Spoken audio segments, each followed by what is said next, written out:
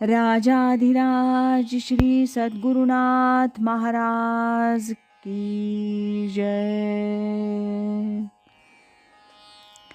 तीर्थस्वरूप परमपूज्य श्री रामराय गोविंद केळकर तथा श्री दासराम महाराज यांच्या वचनांवर आधारित श्री दादांचेच अंतरंग सत्शिष्य ना गोखले यांनी लिहिलेल्या नित्य नवा दिस जागृतीचा या ग्रंथातील आज ऐकूया 19 मार्च या दिवशीचं चिंतन.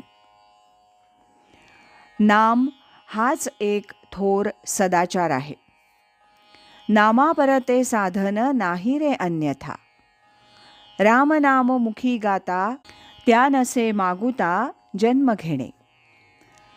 सदाचार कशाला म्हणायचं? ज्या आचरणानं, ज्या मार्गावर चालण्यानं सतचा साक्षात्कार होतो तो सदाचार. आणि तो सदा म्हणजे सतत आचरणात आणावयाचा आहे. काही दिवस नीट वागेल, पुन्हा पूर्वपदावर गाडी, असं उपयोग नाही. सदाचार हा थोर सांडू नये तो, जगी तोचितो मानवी धन्य होतो. हे समर्थांच्या मनाच्या श्लोकातील वचन हेच सांगतं. सत म्हणजे काय? सत म्हणजे अस्तित्व. सत म्हणजे परमेश्वर. सत म्हणजे सत्य. सत म्हणजे उत्तम. या सबंध विश्वात परमेश्वराला सोडून दुसरं सत्य नाही. सन्मार्गानं चालावं, सत्य सदा बोलावं अशी वचनं आपण ऐकतो, बोलतो, पण आचरणात आणत नाही. ही गोष्ट आपल्याला पटलेली आहे, पण देहासक्तीनं आपण तिकडे दुर्लक्ष करतो. तो रस्ता ना फार छान आहे हो, अगदी प्रशस्त आणि नीट मुक्कामाला पोचवणारा आहे. पण स्वतः मात्र आडरानात जाऊन शॉर्टकट शोधायचे ही माणसाची प्रवृत्ती आहे. त्यातून निवृत्त व्हायला पाहिजे.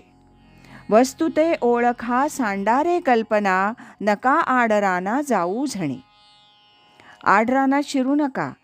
सत्याचा एकच मार्ग आहे, तो धरा, असं तुकाराम महाराज 12 अभंगात म्हणतात. मग काय आहे हा रस्ता? हा मार्ग म्हणजे तुका म्हणे केली सोपी पाय वाट, उतरावया भवसागर रे, असा हा मार्ग आहे. तो म्हणजे नामसाधनेचा मार्ग. नाम हेच जीवन झालं पाहिजे. नामाचा विचार नाही, नाम हाच एक विचार झाला पाहिजे, असं परमपूज्य दादा म्हणत असत. नामानं सर्व साधतं. नाम हेच सत आहे. आपल्या अस्तित्वावर तो भाव अखंड ब्रह्मांडात सारखा भरून राहिलाय. तो भाव म्हणजेच नाम परमेश्वर भावाचा भुकेला आहे. त्याला या अस्तित्व भावाची आपल्याला ओळख झाली की खूप आनंद होतो. हा भाव सतत कायम राखणं, अस्तित्वाचं सतत स्मरण अनुसंधानानं ठेवणं, हाच सदाचार. कारण तेच चैतन्य आहे. चैतन्याच्या अनुसंधानात नामसाधनेचा मार्ग जीवनभर चालणं हाच समाचार. आपल्याला या सर्वव्यापी निराकार निर्गुणाची ओळख संतांनी नामाच्या रूपानं करून दिलेली आहे. म्हणून नामस्मरण हाच सगळ्यात मोठा आणि सतत आचरणाचा मार्ग आहे, सदाचार आहे. या मार्गाची ओळख आणि त्यावरून चालण्याचं मार्गदर्शन आणि चालताना होणारं रक्षण हे गुरुकृपेवर अवलंबून आहे. राजाधिराज श्री सद्गुरुनाथ महाराज की